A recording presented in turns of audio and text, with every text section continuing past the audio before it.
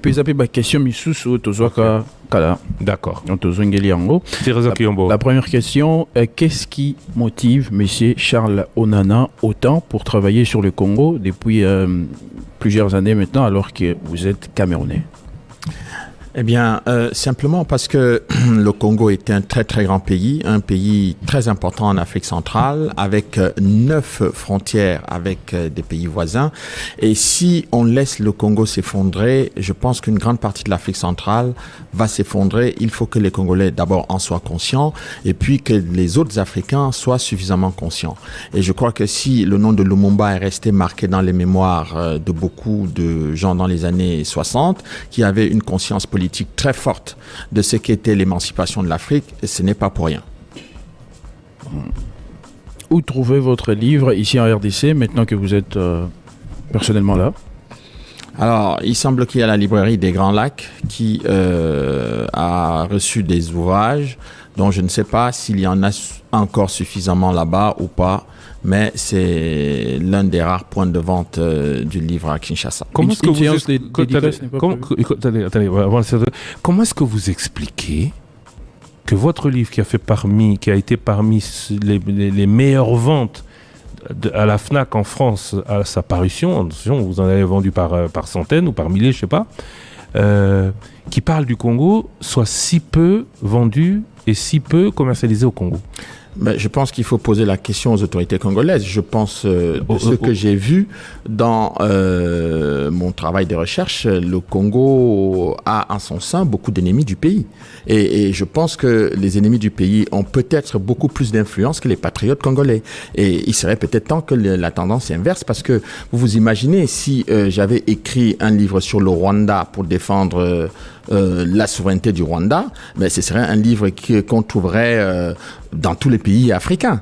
Et quand c'est le Congo, on a même du mal au Congo à l'avoir. Donc je pense que le mal est profond et sérieux et qu'il faut prendre vraiment les choses très au sérieux si on veut vraiment sauver ce pays. Est-ce que vous avez essayé de l'injecter dans le marché du livre au Congo? Bien sûr, mon éditeur qui est venu, effectivement, avait fait tous les efforts possibles pour que le livre, à sa sortie, puisse être disponible au Congo. Vous savez qu'il y a en général, avant la publication d'un livre, il y a le travail de diffusion qui est fait pour préparer l'arrivée du livre dans les librairies. Et ce travail a été fait longtemps à l'avance par mon éditeur.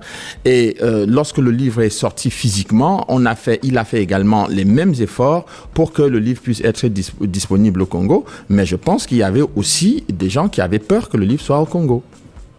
Le blocage, c'était à quel niveau?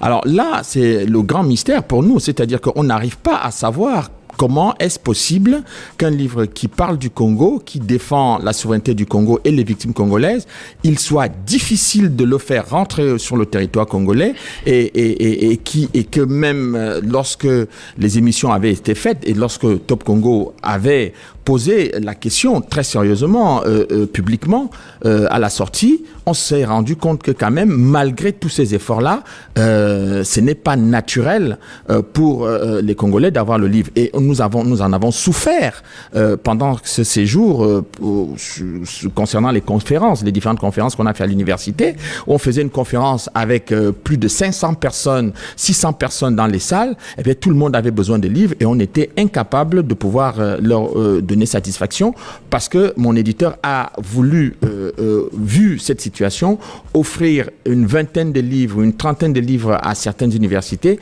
pour leur bibliothèque, pour qu'ils puissent au moins, que les étudiants puissent avoir au moins le droit de lire ce livre dans leur bibliothèque. Voilà ce que l'effort personnel que mon éditeur a fait pour cela. Voilà, justement, la question était de savoir, est-ce que, maintenant que vous êtes là avec votre équipe, est-ce qu'une séance spéciale des ventes accompagnée des dédicaces personnalisées est prévue ou pas? Ben, écoutez, s'il y a ce genre d'initiative est prise ici au Congo, ce sera avec plaisir que vous, on à va votre le niveau, faire. vous n'avez pas pris cette initiative? Non, mais moi, je ne peux pas prendre d'initiative. Vous savez ce qui m'est arrivé de faire, parce que lorsque le livre est sorti il y a 1 an maintenant, ça fait 1 an que le livre est quasiment sorti, moi, j'ai racheté mes propres livres, c'est-à-dire auprès de l'éditeur, je rachetais avec mon argent mes livres pour envoyer à des étudiants, une vingtaine, une trentaine, j'en envoyais à Bukavu, etc.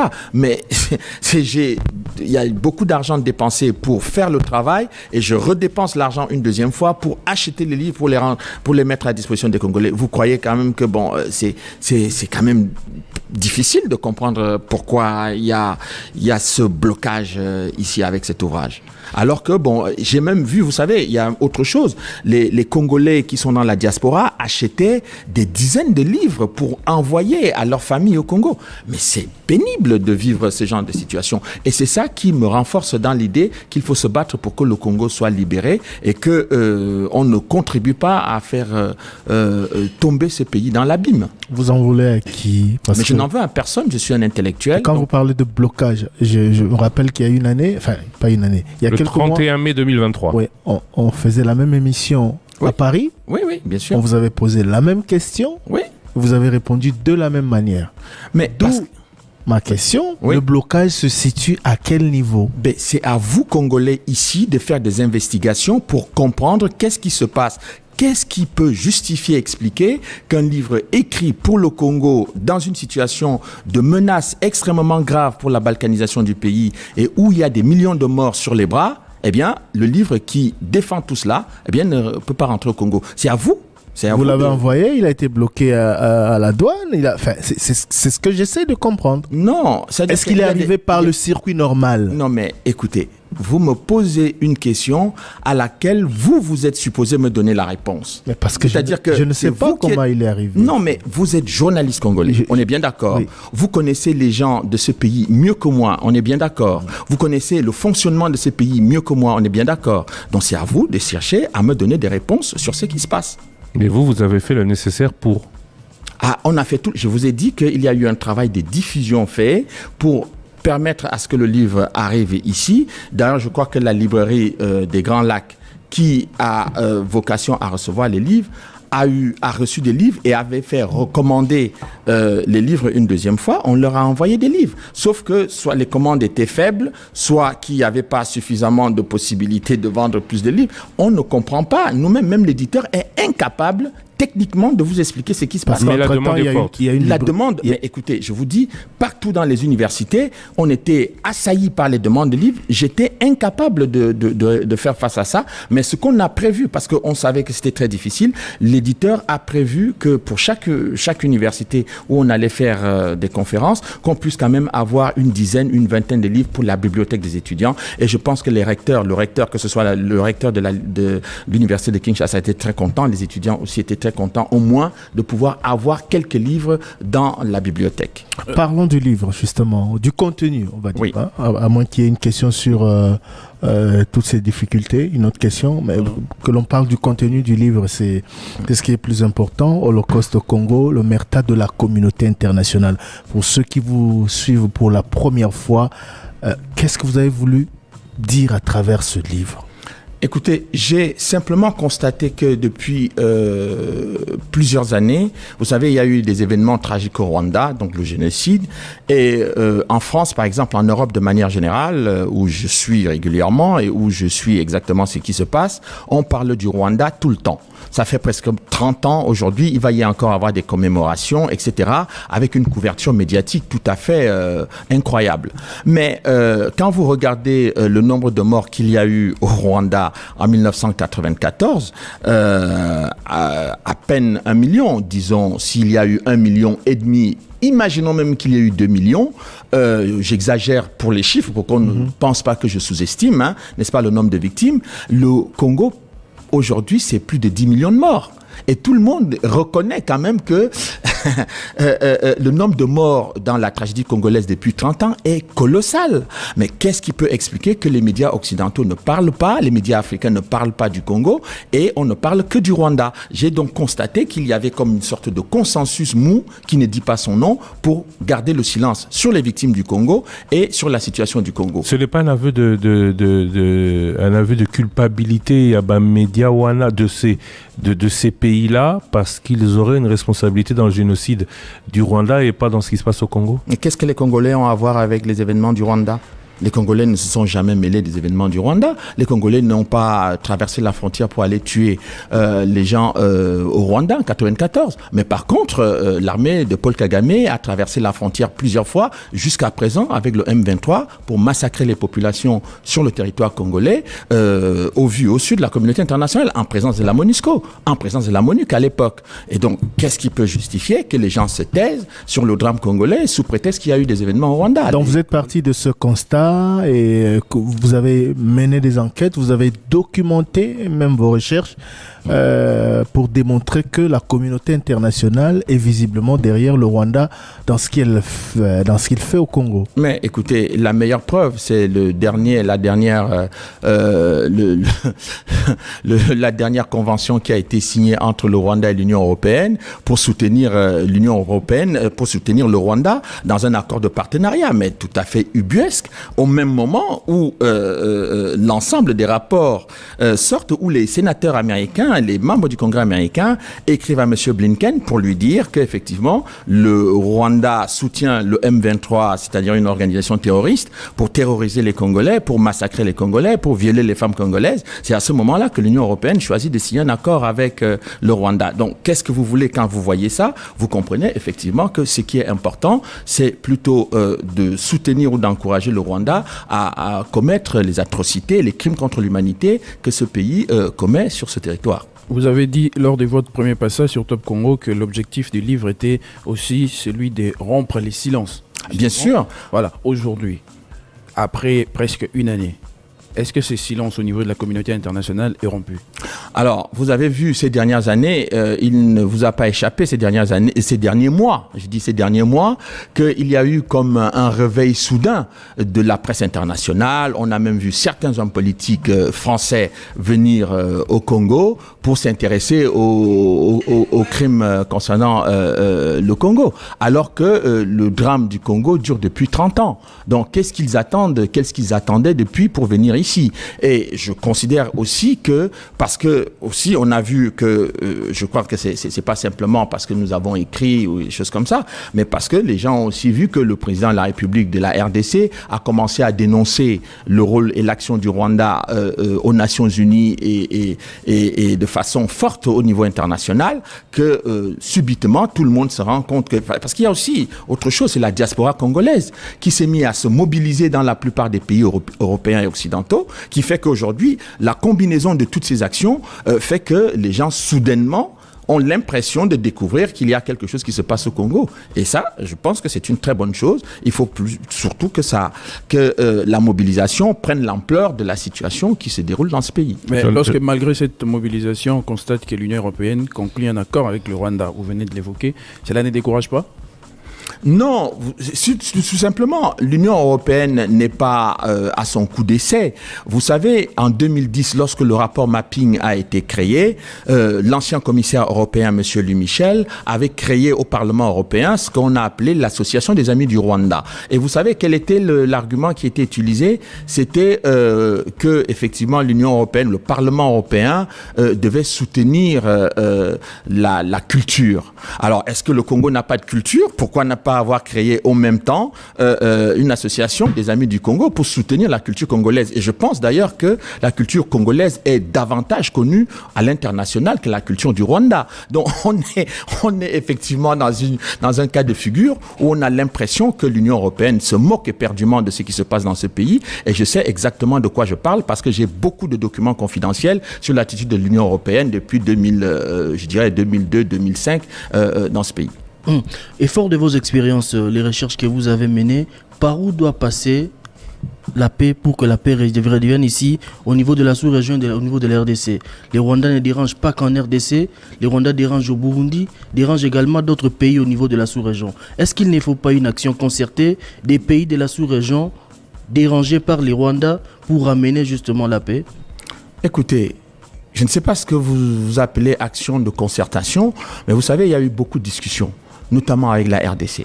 On a régulièrement demandé à la RDC de faire des concessions, c'est-à-dire de faire la paix, et la RDC n'a fait que ça. depuis des années. Et la RDC ne trouve toujours pas la paix malgré ses concessions. On a demandé à la RDC de signer. Je reformule peut-être la question. Je ne dis pas qu'il faut faire des concessions encore, puisque depuis plusieurs décennies, des concessions n'ont pas donné des résultats. Oui. Est-ce qu'il ne faut pas une action concertée, une action militaire des pays de la sous-région dérangés par les Rwandais pour chasser du Rwanda le système Paul Kagame? Pour l'instant, les pays de la sous-région, je ne sais pas lesquels. Depuis de nombreuses années, on a vu beaucoup de pays de la sous-région participer d'une façon directe ou indirecte à la déstabilisation du Congo. Donc, moi, je suis de ceux qui pensent depuis longtemps que même lorsque les autorités congolaises ont appelé l'EAC, j'étais de ceux qui étaient tout à fait sceptique et je dirais même contre cette initiative parce que je pensais qu'elle ne reposait pas sur une connaissance approfondie de la situation de la RDC.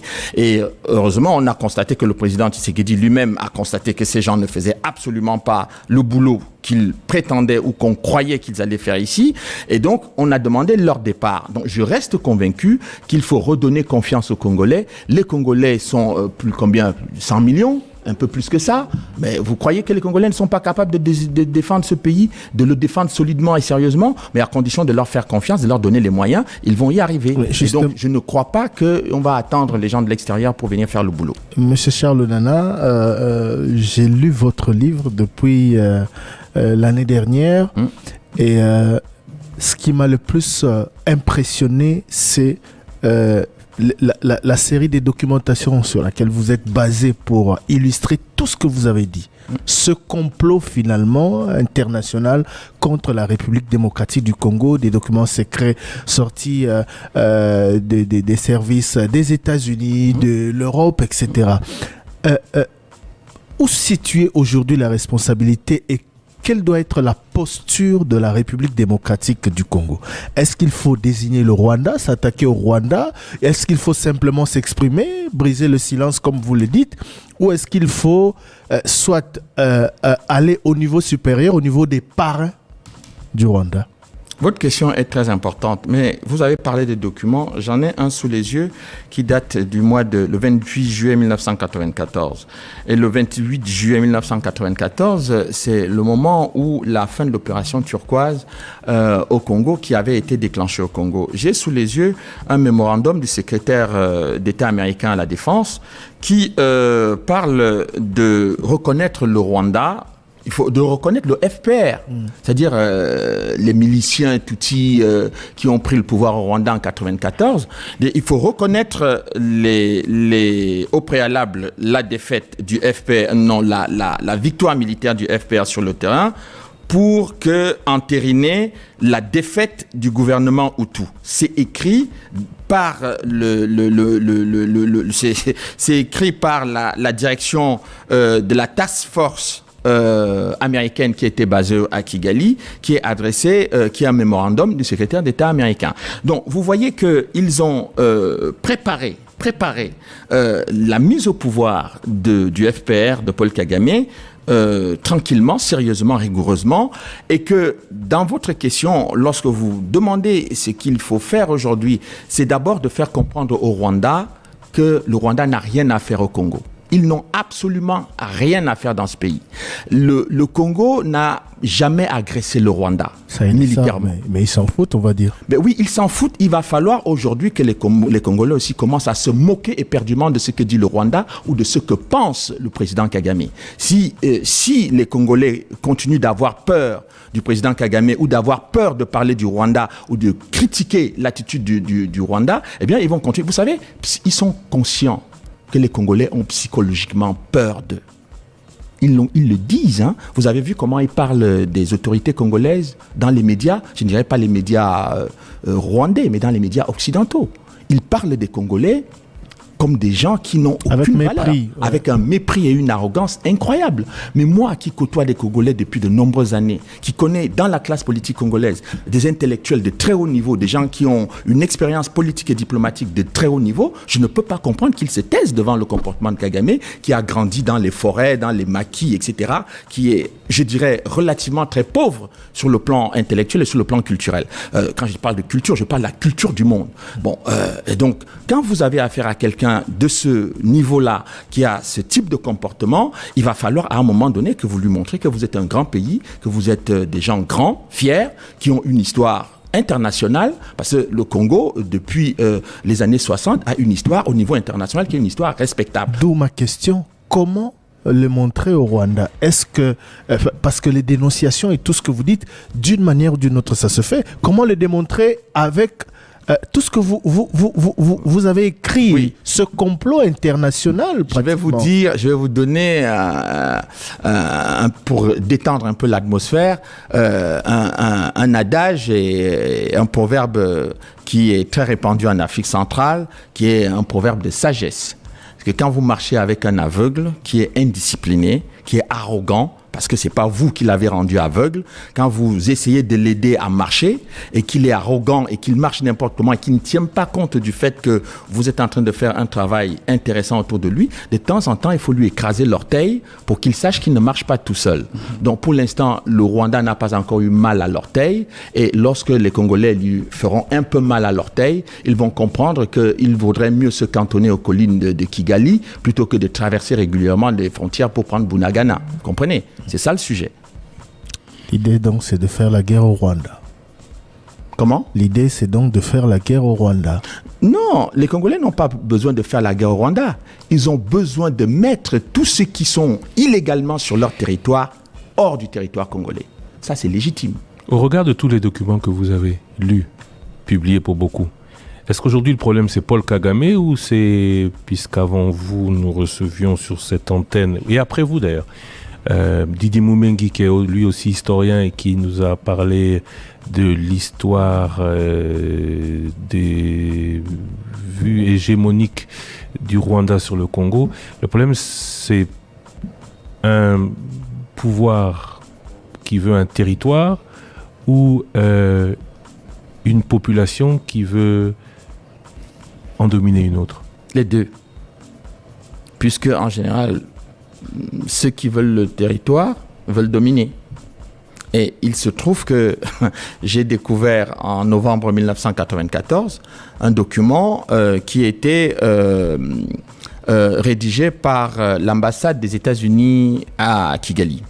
Et ce document a été adressé au président Clinton, et que disait ce document, c'est qu'il y avait certains Tutsis. Je ne dis pas tous les Tutsis, parce que quand vous prononcez le mot Tutsi, certains viennent comme une meute vous accuser d'être anti-Tutsi. Je rappelle pour vos auditeurs qui ne connaissent pas mon rapport avec les Tutsis, c'est que le premier livre que j'ai écrit sur le Rwanda et sur le Congo, je l'ai écrit en collaboration avec une victime Tutsi du génocide de 1994, Deo Mushahidi, qui est emprisonné à perpétuité au Rwanda aujourd'hui, soi-disant pour terrorisme. Mais Mushahidi avait écrit des textes et il a dénoncé l'attitude de Paul Kagame, donc du président de son pays et de son pays vis-à-vis de la République démocratique du Congo. Et c'est pour ces raisons-là que Deo Mushahidi, qui était une victime Tutsi, eh bien, on ne pouvait pas accepter que, et je dirais, pour la petite parenthèse que j'ouvre, il était le représentant officiel du FPR en Suisse. En 1994. Donc lui-même à l'origine FPR, Tutsi lui-même.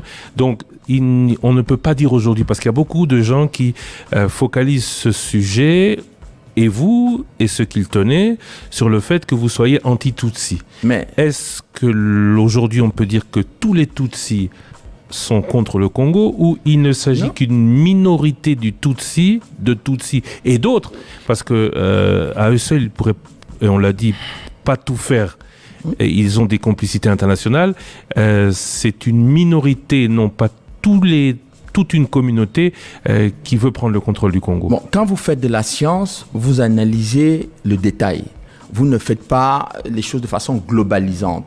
Vous savez, et ils disent par exemple que ceux qui veulent dominer et qui déstabilisent le Congo, ils disent globalement les Congolais ont la culture de la haine contre les Banyamulenge par exemple. Mais ce qui est totalement faux, parce que scientifiquement, vous ne pouvez pas démontrer que les Congolais qui ont dans leur gouvernement des gens qui sont Banyamulenge, au Parlement des gens qui sont Banyamulenge, dans la police, dans l'armée, vous ne pouvez pas dire que les Congolais ont la culture de la haine contre les Banyamulenge.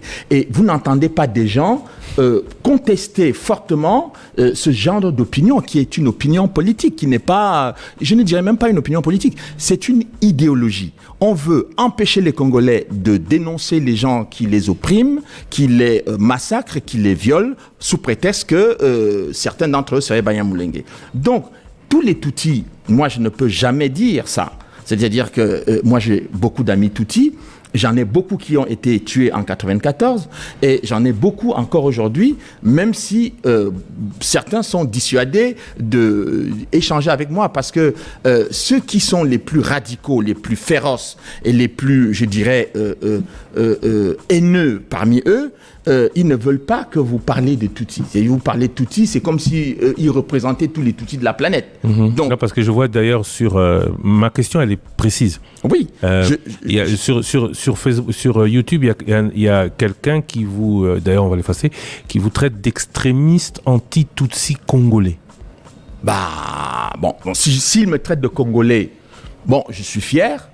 Anti-Tutsi congolais. Vous êtes contre les Tutsis congolais. Mais vous voyez bien que c'est quelqu'un qui manque de culture, qui n'a pas un niveau intellectuel très élevé, et donc ce n'est pas la peine de s'attarder sur ce type-là, parce que je crois que c'est quelqu'un qui n'a jamais écrit des livres intéressants, ni sur le Rwanda, ni sur le Congo. Donc il est disqualifié pour qu'on lui accorde de l'importance. Parce que là, ce dont on parle, c'est des choses très importantes pour la sécurité du Congo et pour la défense de la souveraineté du Congo et des millions de victimes congolaises. Donc il ferait mieux déjà de s'intéresser aux victimes congolaises et aux victimes Tutsis qui sont maltraitées par le régime de Paul Kagame.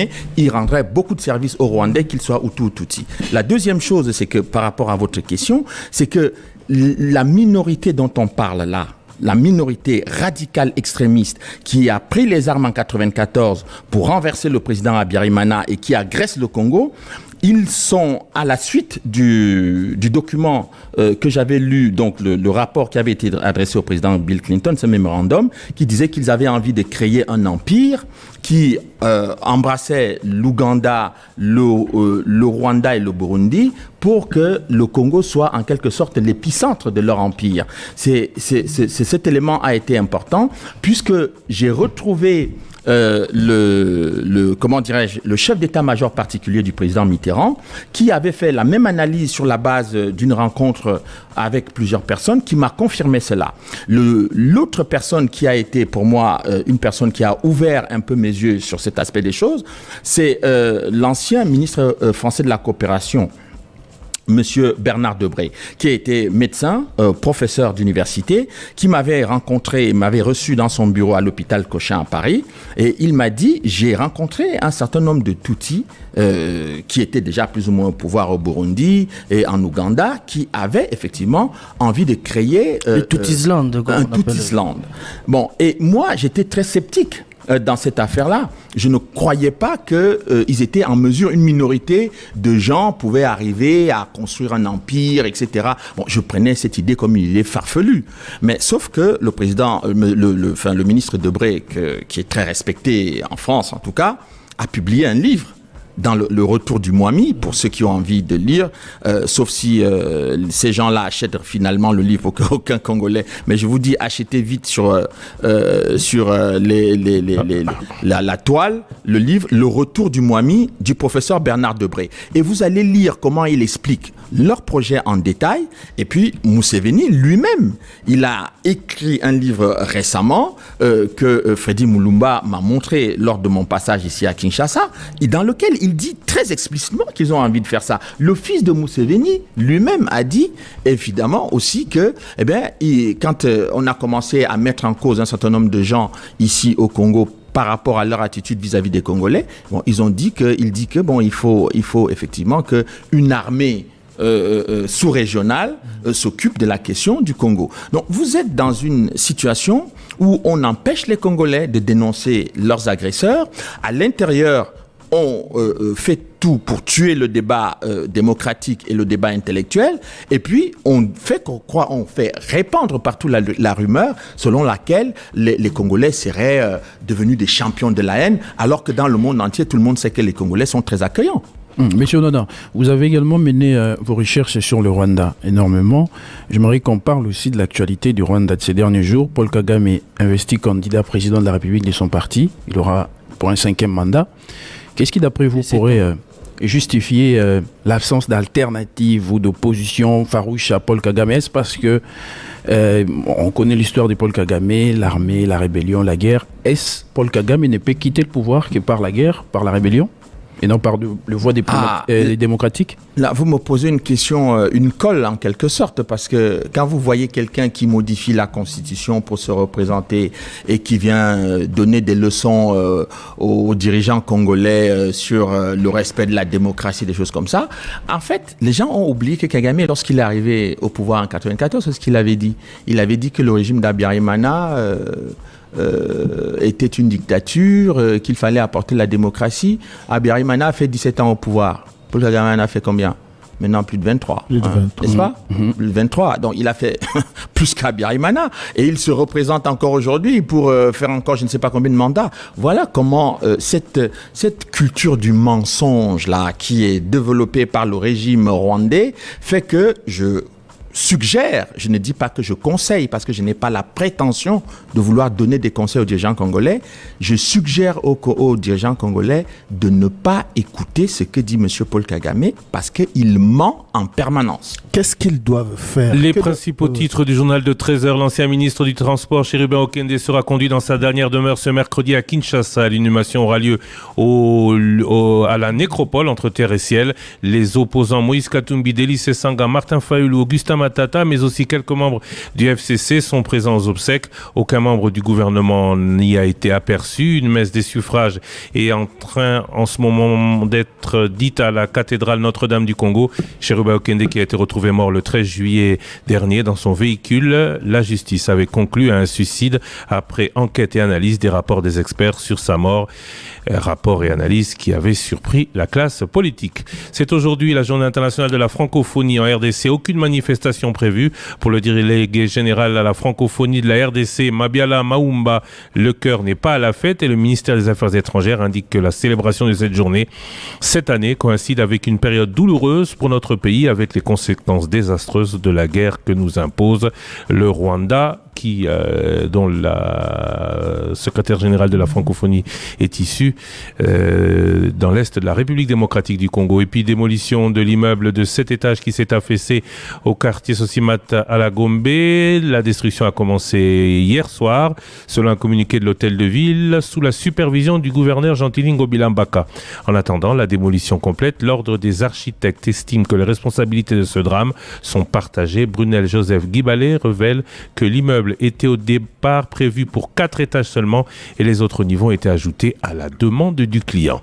Vente des numéros matricules des agents fictifs de la fonction publique au Kasaï oriental, l'intersyndicale monte au créneau pour dénoncer cette pratique qui prend de plus en plus d'ampleur. Si du côté de la fonction publique on ne dit mot pour l'instant, le syndicaliste appelle le vice-premier ministre et ministre de la fonction publique à envoyer une mission d'enquête dans la région. Et puis dernier titre à développement à 13h30 avec Roger Kalala, d'importants dégâts matériels enregistrés après la pluie qui s'est abattue mardi sur la ville de Bandundu. Nous sommes dans la province du Kwilu. Au moins 35 maisons endommagées au quartier Trois-Rivières, des toitures emportées et des murs écroulés.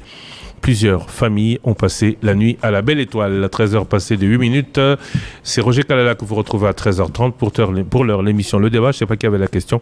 L'émission Le Débat spécial qui reçoit le journaliste et écrivain camerounais, auteur du livre Holocauste au Congo, Charles Onana. Holocauste au Congo, l'omerta de la communauté internationale. Justement, reparlons de cela. La théorie du complot a été bien démontrée dans votre livre. Le complot, pas la théorie du complot. Enfin, oui, la théorie du complot, on se comprend. La théorie du complot, c'est ceux qui veulent vous faire croire que vous racontez des histoires. Tout à fait. Alors, vous dites que nous devons hausser la voix, nous devons dénoncer, nous devons nous lever. Écraser l'orteil, pour prendre le proverbe africain. Oui, maintenant... Ça, c'est dans la classe politique, ça, c'est au niveau de la population. Les Congolais doivent faire de cette cause vraiment une histoire de vie ou de mort. Mais quelle doit être la posture de nos autorités vis-à-vis de cette communauté internationale qui, clairement, n'est pas en notre faveur? Ne plus courber les chines. Le Congo ne doit pas courber les chines. Le Congo est un grand pays. Le Congo est un grand pays. C'est d'ailleurs pour cette raison que j'ai beaucoup travaillé, parce que je ne peux pas concevoir qu'un pays aussi vaste, aussi grand, que ce soit pour les Congolais, ils doivent savoir que l'uranium qui a servi à la fabrication de la bombe atomique américaine, qui a été utilisée à Nagasaki en 1945, l'uranium venait du Congo. Le coltan qui est aujourd'hui utilisé pour la fabrication des téléphones portables et des outils de haute technologie, les États-Unis le Pentagone avait décrété en 1942, c'est-à-dire en pleine guerre mondiale, que le coltan était un produit stratégique de la sécurité des États-Unis. Donc, quand le Congo se retrouve être le pays qui a les plus grosses réserves mondiales de coltan, un pays comme celui-là ne doit pas courber les chines devant le Rwanda ou devant la communauté internationale. S'ils viennent tous au Congo, pourquoi? C'est parce que c'est eux qui ont besoin du Congo et pas peut-être nécessairement l'inverse. Donc, le Congo doit se comporter, les responsables congolais doivent se comporter comme des grands. Le Mali. Mais écoutez, quand vous parlez du Niger, du Mali, etc., ce ne sont pas des grands pays comme le Congo. Donc, eux, s'ils sont capables de se redresser, de lever la tête et de se considérer comme des États qu'il faut prendre au sérieux, qu'il faut traiter avec beaucoup de considération et de respect, comment pouvez-vous imaginer que le Congo ne soit pas capable de tenir, je ne dis pas avoir la même attitude que le Niger ou que ces autres, parce que la problématique de ces pays-là n'est pas exactement la même que celle du Congo, mais le Congo doit se comporter comme des gens, d'abord faire reconnaître son statut de victime au niveau international. Ça, personne n'interdit aux responsables congolais d'imposer au niveau international le statut de victime des crimes contre l'humanité. C'est la rhétorique du gouvernement actuel. Comment? C'est la rhétorique qu'a le gouvernement actuel. Non, il faut pas rester sur la rhétorique. Là, il faut passer sur des actes extrêmement forts. Quels actes?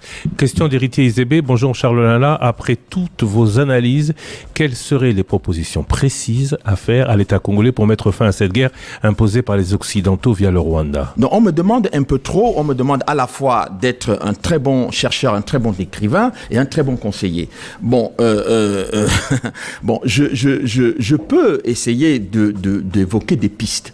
Bon, il se trouve que pour l'instant, le fait de faire reconnaître, vous savez, en 1994, lorsqu'il y avait les événements tragiques au Rwanda, le Rwanda a réussi à imposer à la communauté internationale le mot génocide.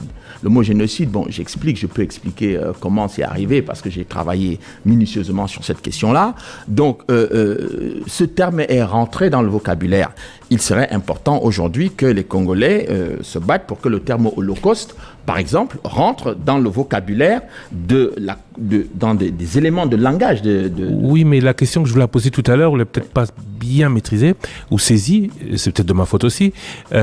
Est-ce que si le Rwanda est autant soutenu, on dit même la même chose pour le peuple d'Israël, ce n'est pas parce que, comme pendant la Deuxième Guerre mondiale, où les Occidentaux ont participé par leur laxisme avec Hitler et Mussolini au génocide des Juifs, en 1994, la France, Opération Turquoise et autres, et toutes les grandes puissances qui étaient loin et qui ne se rendaient pas compte qu'il se passait quelque chose, ont été silencieuses, voire complices de ce qui s'est passé au Rwanda. C'est pas de cette responsabilité, de leur culpabilité qu'ils voudraient... Il n'y a pas de culpabilité. Je vais vous apprendre quelque chose. Il n'y a pas de culpabilité occidentale sur le drame rwandais. Vous savez pourquoi ? Parce que les services de renseignement américains ont rédigé un mémorandum en 1994 pour dire que les crimes qui avaient été commis par les Hutus relevaient de la violation des conventions internationales. Mais que les crimes qui avaient été commis par l'armée, la rébellion Tutsi, ne relevaient pas de la violation des conventions de Genève. C'est écrit dans un rapport d'enseignement. Et lorsque j'ai rencontré le procureur Carla Del Ponte en 2005 dans son bureau à La Haye, elle m'a fait un certain nombre de confidences qui ont été, qu'elle a reprises dans ses mémoires. Qu'est-ce qu'elle m'a dit ? Elle m'a dit, Monsieur Onana, lorsque je suis arrivé à Kigali, rencontrer Paul Kagame, il m'a dit, pour lui dire que mon bureau, le bureau d'investigation du procureur, Carla Del Ponte, avait fait des investigations, ce qu'on appelle des enquêtes spéciales. Et au terme de ces enquêtes spéciales, les enquêteurs ont découvert des fosses communes au Rwanda, mais également aussi en République démocratique du Congo. Parce que la résolution des Nations Unies disait clairement du Conseil de sécurité disait que le tribunal pénal international pour le Rwanda devait poursuivre tous les crimes, les auteurs de crimes qui avaient été commis du 1er janvier au 31 décembre 1994, y compris dans les pays voisins. Et parmi les pays voisins, le pays voisin le plus qualifié pour lequel les crimes du tribunal pénal international devaient être jugés, c'est le Congo. Et le tribunal pénal international a refermé ses portes sans avoir jugé une seule personne sur les crimes qui avaient été commis au Congo en violation de la résolution du Conseil de sécurité des Nations Unies. Donc, vous comprenez donc que les grandes puissances n'ont pas de mauvaise conscience dans cette histoire-là. Les grandes puissances ont fait un choix politique, un choix sur le plan géopolitique de soutenir quelqu'un qui allait faire le job en quelque sorte pour eux, et qu'une fois que ce job est bien fait, eh bien, ils restent avec cette personne.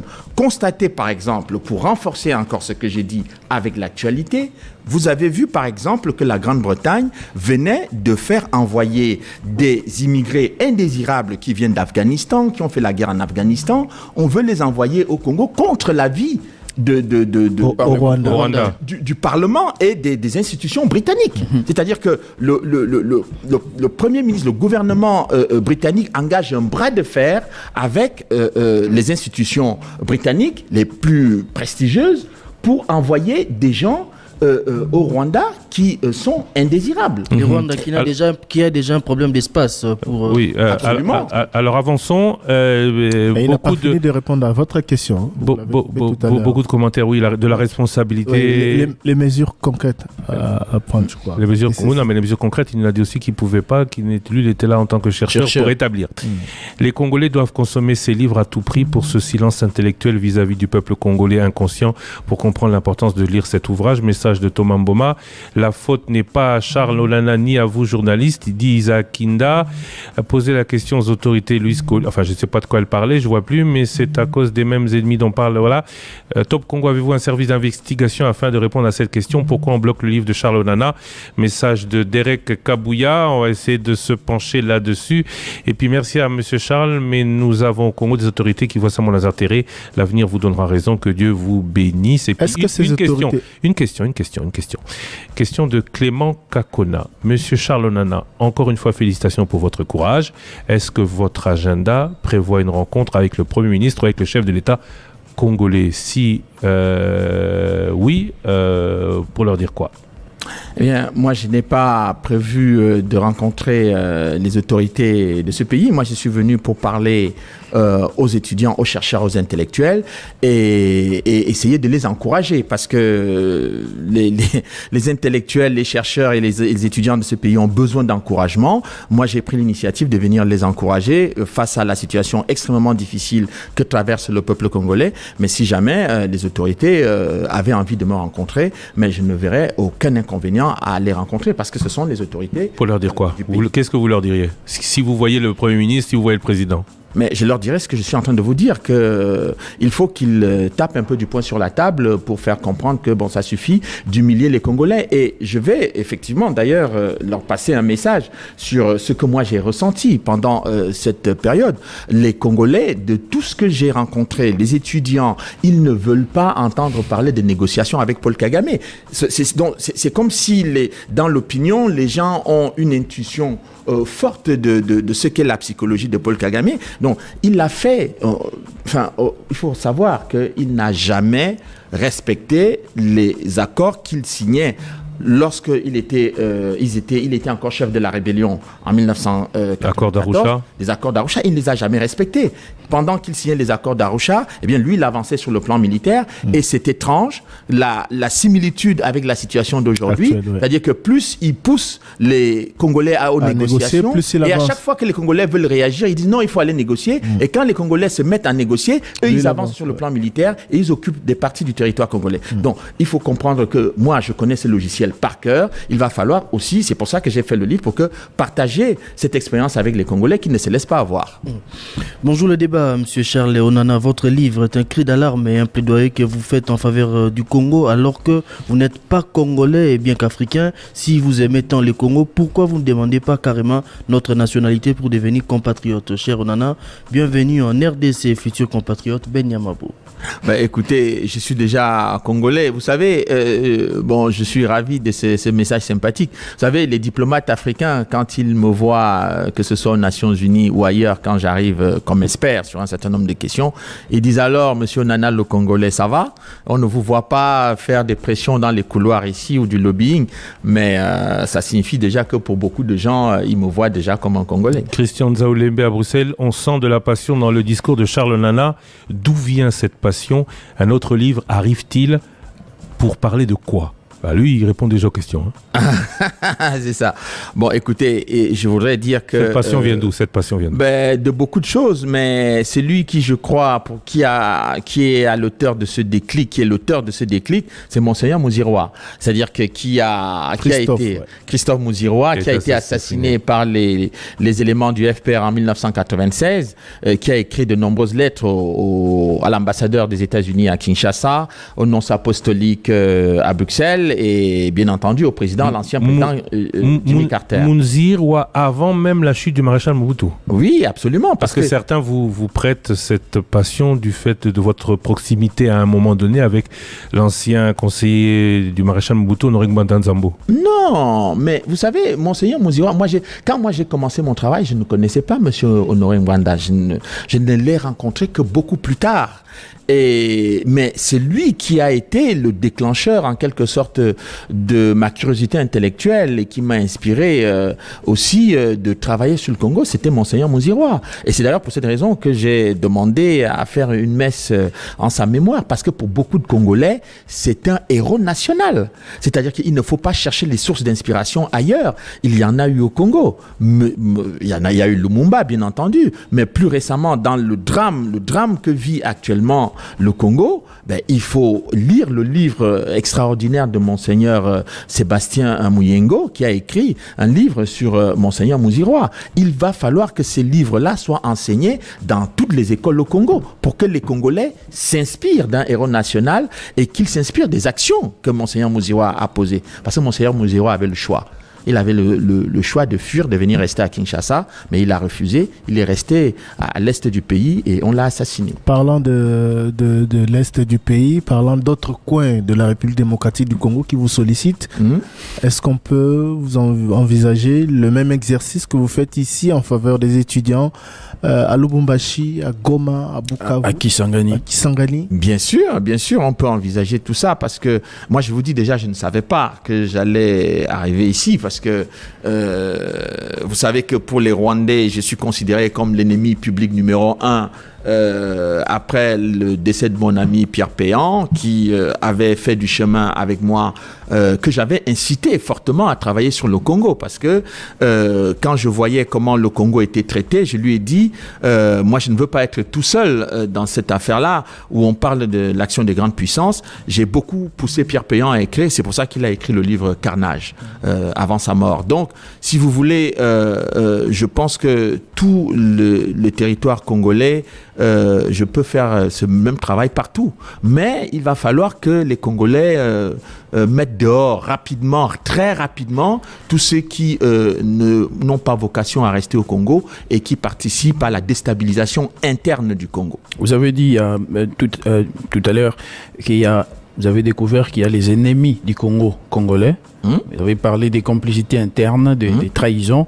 Ici en RDC, on parle depuis quelques jours, le gouvernement a instruit à ce que l'exécution de la peine lever le moratoire. Voilà, le moratoire sur l'exécution de la peine de mort a été levé. Que pensez-vous de cela? Est-ce l'une des pistes et des solutions à envisager pour dissuader les Congolais à rejoindre la rébellion? Je pense déjà que c'est une initiative courageuse parce que vous savez, dans un environnement où les organisations des droits de l'homme sont contre la peine de mort et des choses de ce genre, eh bien, c'est déjà très courageux pour la position du Congo parce que les mêmes organisations des droits de l'homme qui vont peut-être demain critiquer les autorités congolaises par rapport à cela, mais ne sont pas là aujourd'hui pour mettre en accusation le Rwanda et son M23 ne disent rien sur ce que vivent les femmes congolaises à l'Est. Donc je pense que c'est déjà une très bonne initiative qui doit être soutenue par les Congolais de manière générale et pour redonner aussi la confiance à la justice congolaise, à condition aussi que la justice congolaise soit nettoyée. Parce qu'il y a un certain nombre de difficultés qui m'ont été exprimées par un certain nombre de magistrats congolais sur le fonctionnement de la justice. C'est-à-dire que des gens qui peuvent être identifiés comme des criminels notoires dans ce pays, eh bien, leurs dossiers peuvent être enterrés tout aussi facilement. Message de Mat310, autrement identifié sur YouTube. Je demanderai aux journalistes congolais de Top Congo de ne pas donner l'impression qu'ils ne maîtrisent pas bien l'histoire de la situation du pays à l'Est, puisque Charles Nana, et je vous dirai qu'il n'y a pas de honte à connaître moins bien l'histoire d'un pays que celui qui, depuis 30 ans et plus, s'y penche, puisqu'on a parlé de 1996. Oui.